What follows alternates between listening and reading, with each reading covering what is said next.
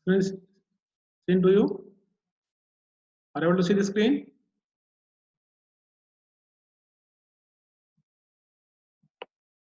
Yes.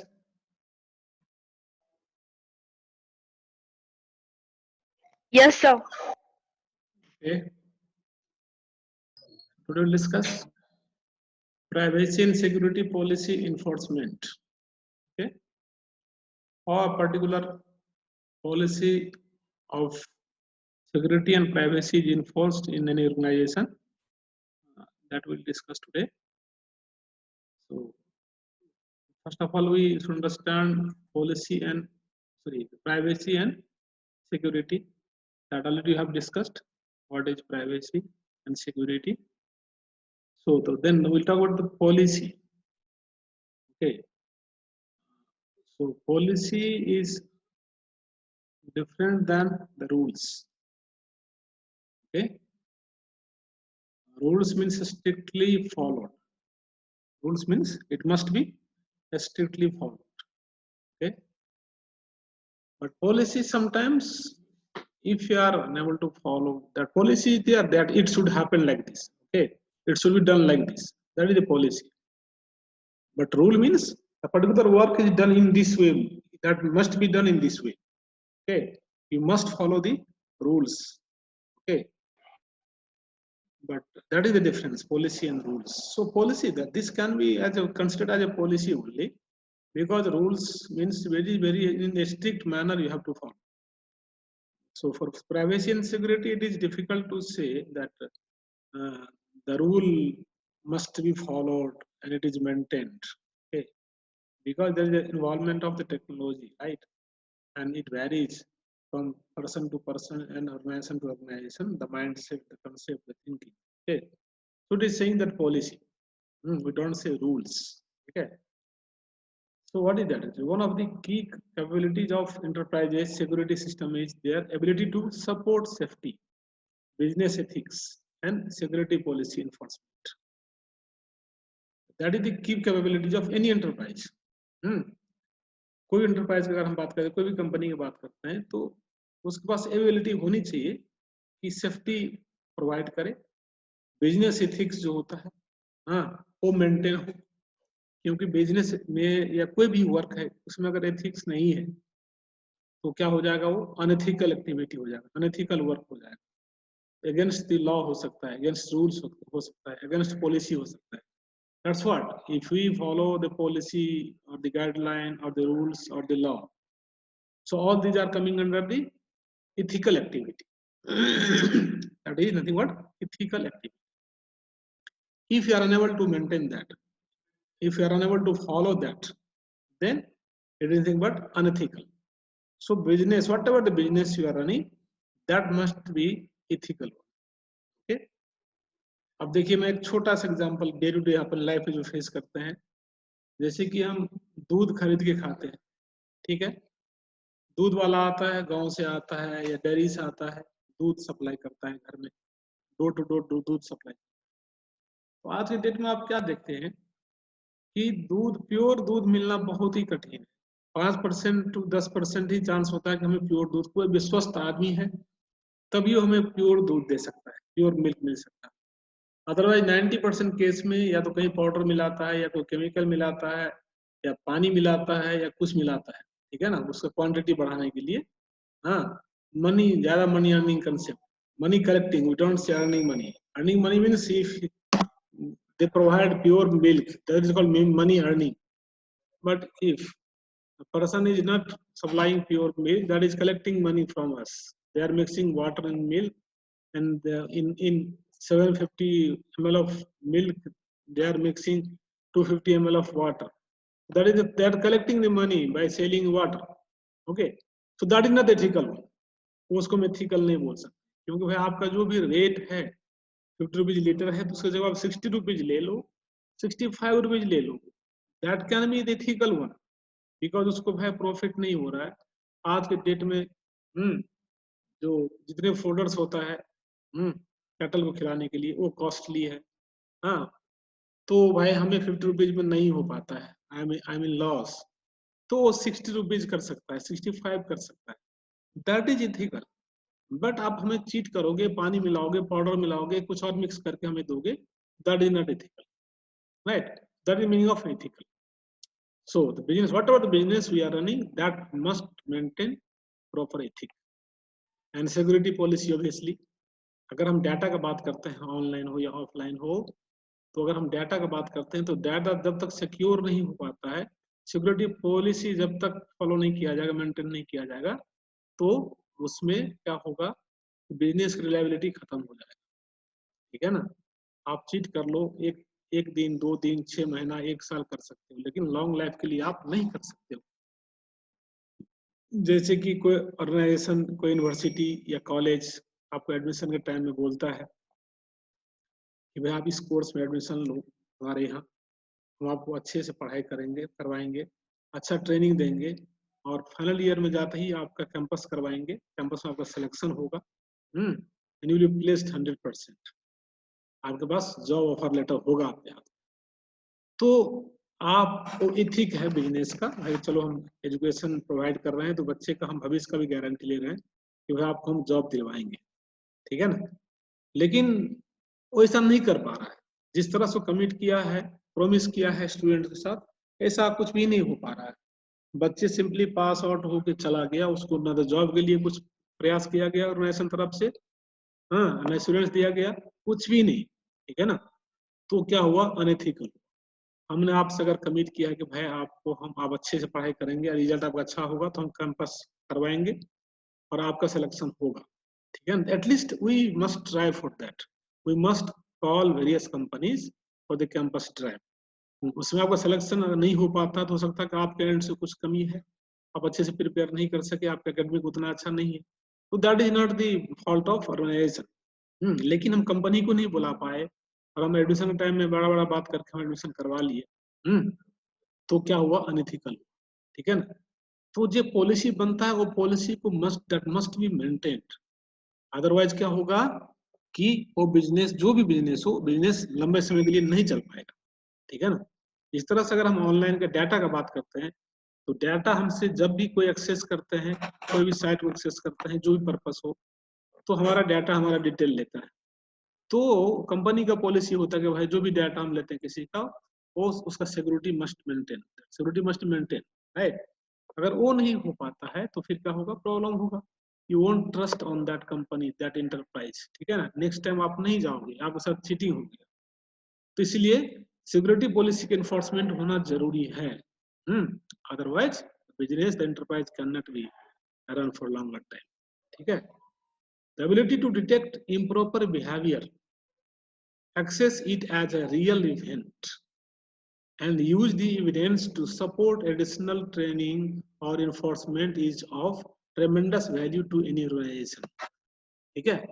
अब क्या होता है कि देखो, ऑर्गेनाइजेशन का हम बात करते हैं, कोई एंटरप्राइज की बात करते हैं, तो उसमें वेरियस लेवल का वर्कर्स होता है.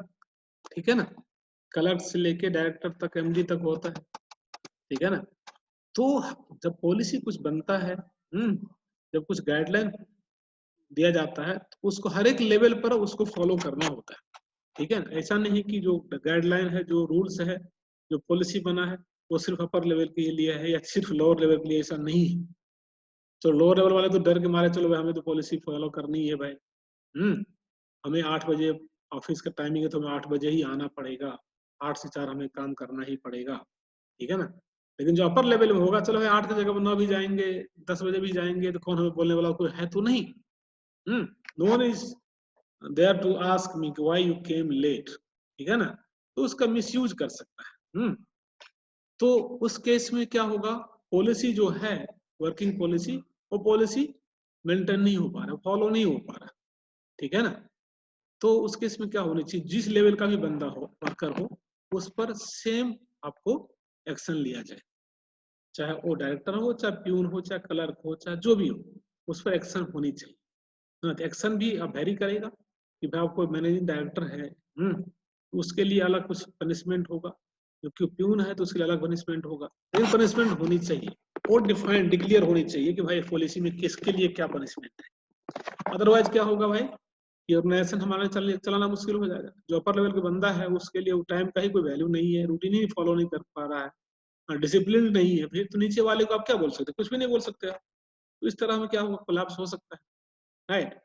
तो the ability to detect improper behaviour, improper behaviour चाहे नीचे लेवल में हो, चाहे मिडिल लेवल में, चाहे अपर लेवल में, कहीं भी हो सकता है, that must be detected and access it as an real event, access it as a real event, जो है ऐसा ही होता है, यही सही, ऐसा नहीं होना चाहिए, and use the evidence to support additional training.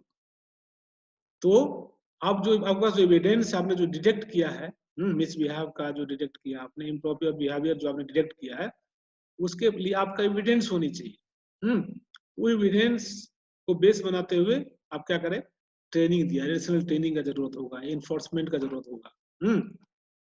तो एक कंप्लीट एक आपका एक सिस्टम बन जाता है, पॉलिसी इन्फोर्समेंट के लिए एक सिस्टम बन जाता है। ग्रीवेंस सेल होता है, जैसे कि आप नॉर्मली देखेंगे कोई कॉलेज में, यूनिवर्सिटी में ग्रीवेंस सेल होता है, वुमेन ग्रीवेंस सेल होता है, जनरल ग्रीवेंस सेल होता है।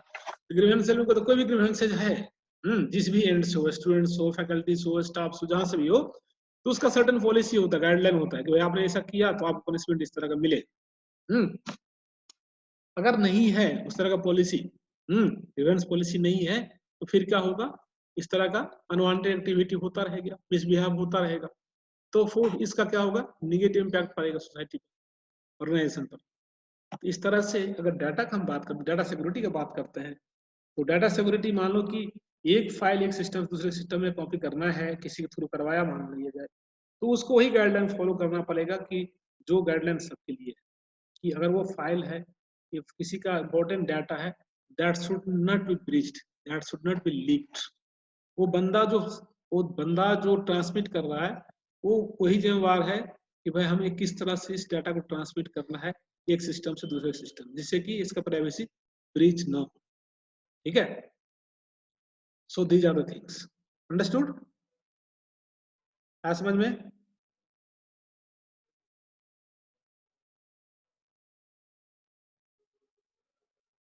एक्नॉलेजमेंट प्लीज, आया समझ में। जब मैं बोलता हूँ तुरंत बोला करो, समझ में आ रहा है। Yes, sir. अच्छा, और आज एब्सेंट कौन है, एक बंदा कौन एब्सेंट है,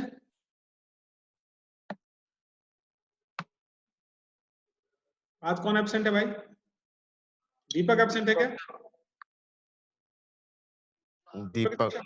Yes, sir. दीपक को प्रॉब्लम क्या चल रहा है यार, नहीं आ पा रहा है, स्वस्थ तो है वो बंदा, स्वस्थ है कि नहीं, वो कुछ हुआ तो नहीं उसको,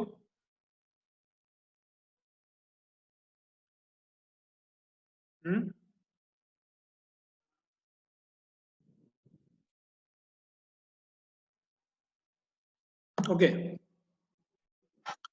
The system can also help identify chronic or determined policy abusers and provide the evidence necessary to weed out employees or contractor who are working against the best interest of the organization। तो organisation के पास एक ऐसा strong policy होनी चाहिए, और कोई chronic या determined policy abuser है, जो पॉलिसी को अब्यूज करता है, जो ब्रेक करता है, उसको आइडेंटिफाई करने की पॉलिसी होनी चाहिए, एक सिस्टम सेटअप होनी चाहिए कि जिससे ट्रैक हो सके कौन बंदा ऐसा है जो पॉलिसी को वॉइड कर रहा है, ब्रेक कर रहा है, चाहे वो सिंपल केस हो चाहे क्रोनिक केस हो, दैट मस्ट बी आइडेंटिफाइड। इस तरह का सिस्टम सेटअप बननी चाहिए, क्योंकि क्या होता है कि जब हम डाटा का बात करते हैं, जिसमें आपको डे वन से बोलते आ रहा हूँ कि most important thing is the data, ठीक है ना, डाटा पर ही सारा खेल होता है।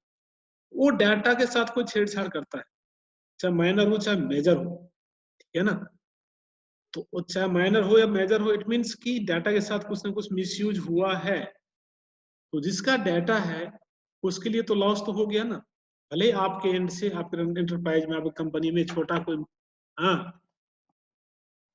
कोई इवेंट ऐसा हो गया कि जैसा डाटा लीक आउट हुआ है, लेकिन जिसका डाटा है उसके लिए तो मेजर लॉस हो गया, ठीक है ना।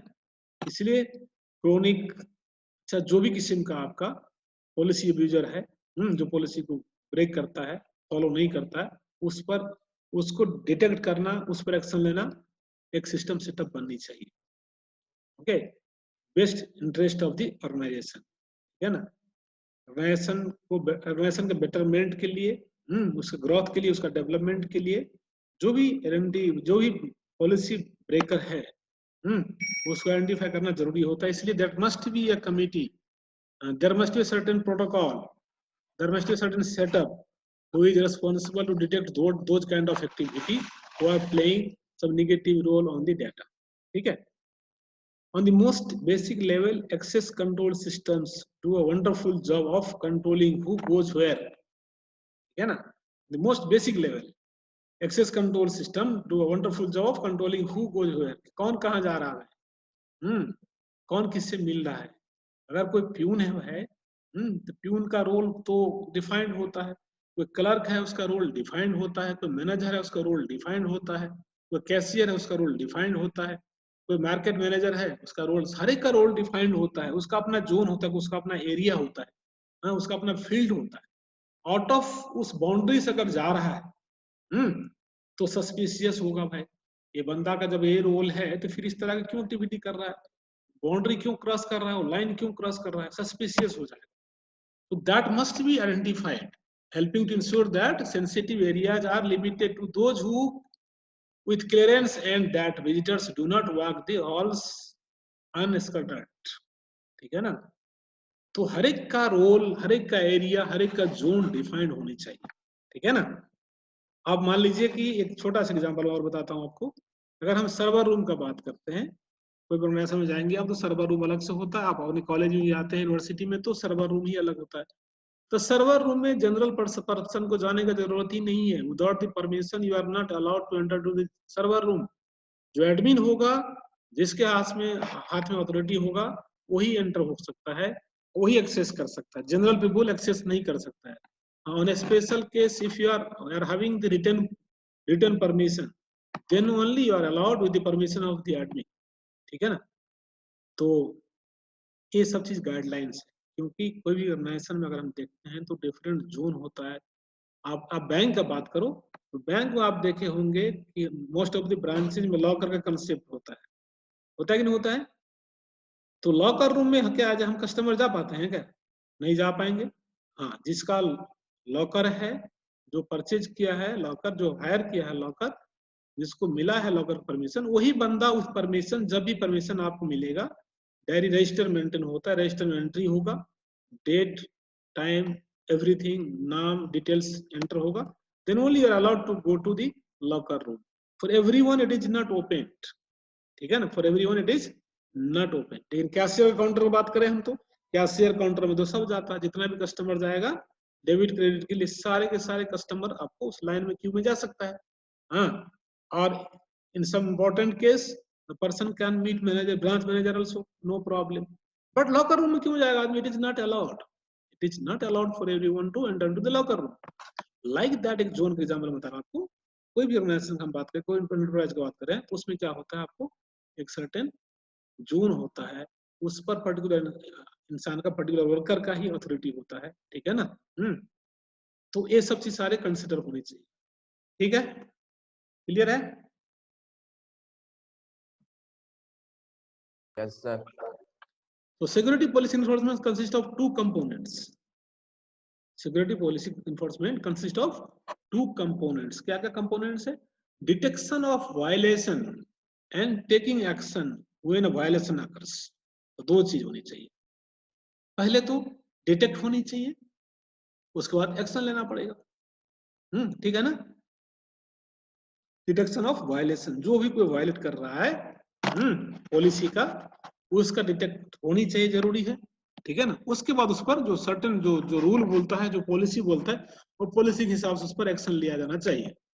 अदरवाइज अगर डिटेक्ट ही नहीं कर पाएंगे तो फिर उस पर एक्शन कैसे होगा? हो ही नहीं सकता। तो very first thing is to detect the person who has violated the policy and then you take the action. Detecting violation is the traditional use of SNOT. You can accomplish the detection through the use of an appropriate rules for the simpler case or with a plug-in for more complicated cases. तो ये दो आपको SNOT में जाइए, चाहे plug-in में जाइए आप। ठीक है ना? जो कम्प्लेक्स है या सिंपल है, जिसमें और एग्जाम्पल बताऊंगा, सिंपल केस बताता हूँ आपको। SNOT में क्या होता है कि जैसे कि यूनिवर्सिटी का या कोई कॉलेज का एग्जाम्पल ले हम, उसमें लेक्चर टाइमिंग जैसे आपको टाइम टेबल मिला है, ठीक है ना, तो आपको टाइम टेबल है कि भाई 9 o'clock में पहला लेक्चर होगा, 9:50 में दूसरा लेक्चर होगा, ठीक है ना। तो उस टाइम में फिजिकली आप क्लास में हो तो कोई एज एस्पाई के रूप में किसी को अथॉरिटी दिया जाता है कि भाई आप राउंड पर जाओ, आपको कोई पहचान ना सके कि किस पर्पज से आप जा रहे हो, एस्पाई के रूप में काम करता बंदा। वो सिंपली जाएगा, वो बरामदा से वॉक करता जाएगा, देखेगा झांक के या दूर से ही देखेगा क्लास प्रॉपर्ली चल रहा है कि नहीं चल रहा है, क्लास में कुछ और बात तो नहीं हो रही है, या रियल में कुछ डिलीवर हो रहा है लेक्चर, इंपॉर्टेंट चीज या वो कोई मीनिंगफुल डिलीवर हो रहा है, ठीक है ना। अगर सही में पकड़ा गया, सही चल रहा है तो नो प्रॉब्लम। अगर कुछ मान लीजिए कि फैकल्टी नहीं पहुंचा बाय द वे, क्लास में बच्चा हल्ला कर रहा है या फैकल्टी कुछ और इधर उधर का बातें कर रहा है, या डांस चल रहा है, कुछ और अनवांटेड एक्टिविटी चल रहा है, तो क्या हुआ, पॉलिसी वायलेट हुआ कि भाई जब लेक्चर आवर है 9 बजे से 9:40 तक, तो उसमें लेक्चर ही चलनी चाहिए, तो that must be detected and then must be taken certain action, ठीक है ना। तो या तो प्लग इन होगा कुछ कंसेप्ट, दैट डिपेंड्स कि ऑर्गेनाइजेशन किस तरह का पॉलिसी बनाता है डिटेक्शन के लिए, एंटी एक्शन के लिए, दैट डिपेंड्स। हर ऑर्गेनाइजेशन के वैरी करता है, कोई रूल नहीं है कि वैसा करेगा तो ऐसा ही होगा, ऐसा नहीं होता है। जैसे मैंने बताया आपको कि बहुत सारी जगह आपको क्लासरूम में कैमरा लगा हुआ है, अब कैमरा डिस्प्ले हुआ है, आपकी एक्टिविटी का डिस्प्ले हो रहा है, कोई बंदा बैठा हुआ है, डायरेक्टर है या कोई देख रहा है आपके क्लास में क्या चल रहा है, ठीक है ना। कहीं हिडन कैमरा भी लगा रहता है, नो प्रॉब्लम, चलता है, बहुत सारी जगह हिडन कैमरा लगा रहता है, आपको पता ही नहीं चलेगा इस रूम में कैमरा लगा हुआ है, लेकिन सारे के सारे आपकी एक्टिविटी वहाँ पर रिकॉर्ड हो रहा है। तो दैट हैपेंस, सो डिपेंड्स कि ऑर्गेनाइजेशन किस तरह का पॉलिसी फ्रेम करता है to maintain that security, yes और no. So that is very very important.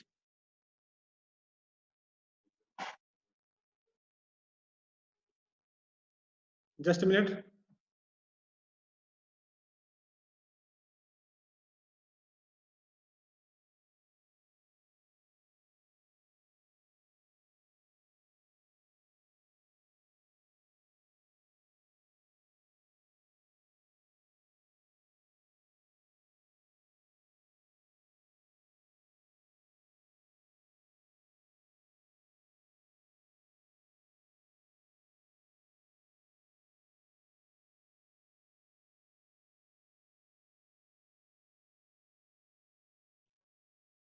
Okay, so got it, समझ गए आप लोग? Any query please? Yes, sir. Any query? तो ये होता है क्या कि हम ये पॉलिसी वैरी करता है, ठीक है ना, ऑर्गेनाइजेशन कैसा है, किस लेवल पर ऑर्गेनाइजेशन है, ये सब क्या आपको कि ये हम तो हाइपोथेटिकल चीज तो नहीं बोलेंगे, इट मस्ट बी मेंटेन्ड।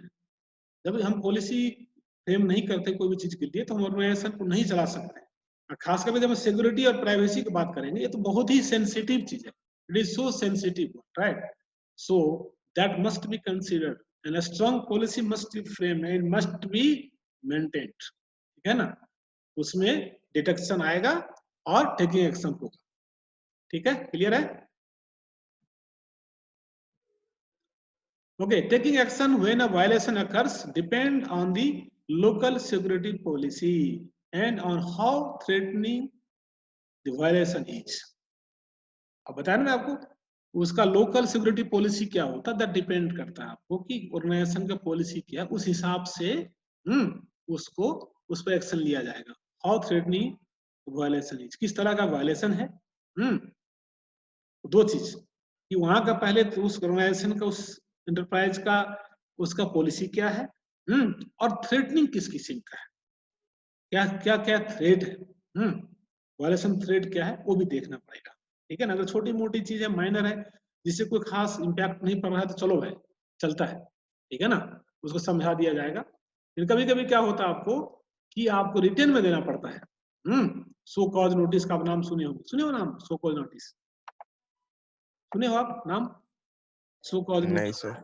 हाँ, मैं बता रहा हूँ आपको, सो कॉज नोटिस क्या होता है कि अगर आप कहीं पर वर्क कर रहे हो, ठीक है, और जैसे कि यही फेस एग्जांपल मैं लेता हूँ कि ऑफिस आने का टाइमिंग है 9 बजे, ठीक है, तो 9 बजे आप महीना में एक आध दिन लेट हो गए तो you are permitted, you inform okay that I will be late today for half an hour 1 hour, वो चलता है, लेकिन अगर वो आपके रूटीन में आ जाता है, हफ्ता में आप 3 दिन लेट हो जाते हो, 9 के जगह आप 9:30 बजे आते हो या 10 बजे आते हो, हाँ, तो आपको 2 बार 3 बार 4 बार आपको लिखा रहता है, वो गाइडलाइन लिखा रहता है कि भाई कोई बंदा अगर लेट आ रहा है हफ्ता में 3 बार, तो 3 बार तक उसको समझाओ प्रेम से, घर वाली उसको बुलाओ, समझाओ, कन्विंस करो उसको कि ऐसा ना रिपीट करे। फिर भी अगर नहीं मानता है तो आप उसको राइटिंग में दो, उससे जवाब मांगो, सो कॉज नोटिस, कारण दिखाओ तुम क्यों लेट हो रहे हो, भाई हमें राइटिंग में चाहिए। उससे हम राइटिंग में देंगे, भाई तुम बताओ हमें why are late every alternate day. तो इसका मीनिंग हार्ड हो गया, क्या हो गया कि पहला सो कॉज नोटिस आएगा, दूसरी बात में एक और नोटिस जा सकता है, तीसरा बात में उसको फायर किया जा सकता है, you are fired from the job, ठीक है ना। तो हार्ड एक्शन मीन्स राइटिंग, वो जो हुआ आपका एक्शन हो गया राइटिंग पर उठ गया। वर्बल तो चलो चलता है, 2 बार 4 बार 5 बार चलेगा, लेकिन अगर राइटिंग में चला गया तो राइटिंग में फिर क्या होगा, मेजर प्रॉब्लम हो जाएगा। तो इस तरह से कोई भी आपको, तो उसका सिक्योरिटी पॉलिसी क्या है उस पर डिपेंड करता है, ठीक है ना, और किस किस्म का वायलेशन है उसको देखना होता है, ठीक है। Action could be as simple as just logging the event, or it could involve an active response like those described earlier that could block the violating connection, ठीक है ना। कुछ सिंपल से सिंपल हो सकता है और आपको कम्प्लेक्स से कम्प्लेक्स हो सकता है, तो उस वो डिपेंड करता है आपका पॉलिसी गाइडलाइन क्या है, किस किस्म का वायलेशन के लिए, थ्रेटनिंग के लिए, हाँ, किस किस्म का एक्शन लिया जाए। So everything is depend upon the local security, local office, ठीक है ना। So now we are talking about the data. So data is very very sensitive thing, right? तो उस डाटा के लिए क्या होनी चाहिए, किस मतलब डाटा का इंपॉर्टेंस क्या है, कौन सा इंपॉर्टेंट, किस लेवल का importance of data handling by which, कौन सा पर्सन के पास किस तरह का डाटा होता है, that is very very important. Are you getting point? अगर आप वॉचमैन को, गेट कीपर को पूछोगे भैया आज दिन भर में कितना विजिटर्स आया, ठीक है ना, जैसे मैं एग्जाम्पल बता रहा हूँ आपको, आज ऑफिस में विजिट करने वाले कितना लोग आए, तो जैसे ही आप एंटर करते कोई ऑफिस में, तो क्या होता है कि एक वॉचमैन होता है, एक गेट कीपर होता है, ठीक है ना, या गार्ड होता है, कोई होता है, आप पहले एंट्री करवाएगा कि भाई अपना एंटर कर दीजिए, आप क्या नाम है, कहाँ से आए हैं, पर्पस क्या है, कितने बजे आप एंटर कर रहे हो, आपको एक विजिटर्स कार्ड दे देगा, ठीक है ना, और आप अंदर गए फिर आए। तो वो बंदा से अगर पूछते हो तो क्या बताएगा आपको, यही बताएगा ना कि भाई इतने लोग आए सर आज विजिट करने के लिए, ये देखिए मेरा रजिस्टर है। तो उसमें अगर कुछ थोड़ा सा, वो भी इम्पोर्टेंट है, वो भी इम्पोर्टेंट है, बहुत सारा सिनेरियो हो सकता है कि जो गेट पर जो मेंटेन करता है रजिस्टर विजिटर्स का, वो भी इम्पोर्टेंट होता है, कभी बहुत ही इम्पोर्टेंट होता है। कोई क्रिमिनल केस किसी पर आ गया तो उसके पास एक प्रूफ हो सकता है कि ये बंदा तो हमारे पास था इस समय में, तो ये बंदा क्राइम कैसे कर सकता है। Getting point? अगर अगर मेरे ऊपर, अगर आपके ऊपर कोई केस हो जाता है, क्रिमिनल केस हो जाता है, रियली हैवंट डन दैट, तो आप बताओगे कि नहीं यार मैं तो इस समय तो मैं फलाना जगह था यार, मैं फलाना ऑफिस विजिट करने गया था। तो इंक्वायरी के लिए इमीडिएट उस ऑफिस कंसल्ट करेगा, भाई तो पता करो, बताओ ये बंदा क्या आपके ऑफिस में समय आया था, तो रजिस्टर में आपने तो मेंटेन किया था मैं कि 10 से 11 के बीच में इस ऑफिस में हूँ, रजिस्टर में रिकॉर्ड है, ठीक है ना। तो फिर आपका जो आपके ऊपर जो केस है वो केस नल एंड वॉइड हो जाएगा, उसका वेटेज यही नहीं बच जाएगा कुछ, ठीक है ना, एक एस्पेक्ट। दूसरा एस्पेक्ट है कि भाई सही में आपने क्राइम किया है और एक पर्टिकुलर ऑफिस में वॉचमैन से, गार्ड से मिल के आप अपना नाम एंटर करवा लेते हो कि भाई ऐसा ऐसा कर, ऐसा ऐसा केस ऐसा कर, तो निगेटिव एस्पेक्ट में बहुत मेजर इशू बन जाता है। तो कहने वाला ये है कि डाटा का इंपॉर्टेंस वेरी करता है, डाटा का इंपॉर्टेंस वेरी करता है। आपने गेट पर गए, अपना नाम लिखा है, विजिटर्स किसी मिलना है, पर्पस लिख दिया, एक डाटा ये हुआ। दूसरा गए आप उस ऑफिस का बॉस से मिलने के लिए, ठीक है ना, उसके साथ आपने जो कम्युनिकेशन किया, आपने जो डाटा दिया, उसका इंपॉर्टेंस अलग, ठीक है। तो दैट डिपेंड्स कि डाटा किस लेवल के डाटा आप कहां पर शेयर कर रहे हो, अकॉर्डिंगली द पॉलिसी वैरीज, ठीक है। इट्स क्लियर, है समझ में? Yes, sir. Okay, so only 2 minutes left. I'm going to stop here. Policy enforcement mechanism का इसमें बात करेंगे, ठीक है, एक और लेक्चर लेंगे इस पर हम, ये टॉपिक को कंप्लीट करेंगे। Any query so far? Do have any query please?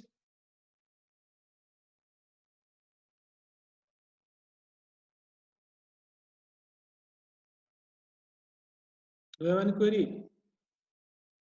No. Okay, so maybe next week क्या आप लोग का ट्रेनिंग होने वाला है क्या?